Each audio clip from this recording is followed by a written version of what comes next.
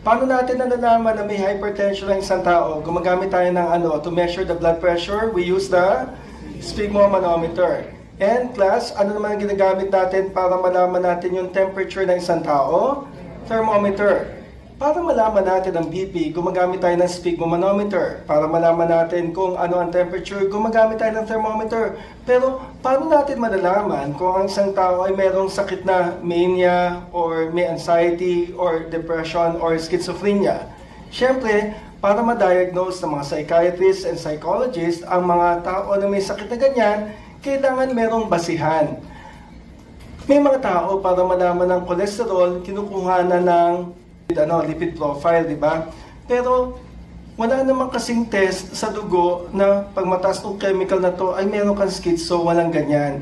So anong basihan para ma-diagnose ang isang tao na merong schizo or depression? Meron bang thermometer na magagamit natin para ma-measure ang mood? Yung ilalagay mo lang dito, tapos kukunin mo, sabi mo, ay mas malungkot po kayo ngayon. Wala, di ba?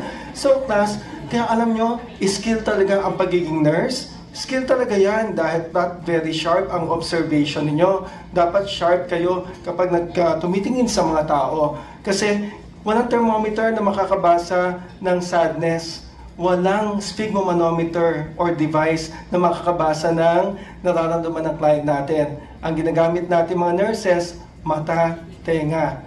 At syempre, para makita ang mga pangalan ng mga sakit na yan, meron tayong tinatawag na DSM-5. The DSM-5 is the Diagnostic and Statistical Manual for Mental Disorders version 5. Nirelease ito noong May 2013, wow, 12 years ago. Tapos ngayon, meron ng mga revisions. And ang DSM-5, dito nakasulat lahat ng sakit. Lahat ng sakit dyan nakasulat. Kaya kung ang psychiatrist at psychologist ay magda-diagnose, dyan sila titingin. Bakit mahalaga ito para sa nurses? Mahalaga ito para alam natin kung ano ang diagnosis.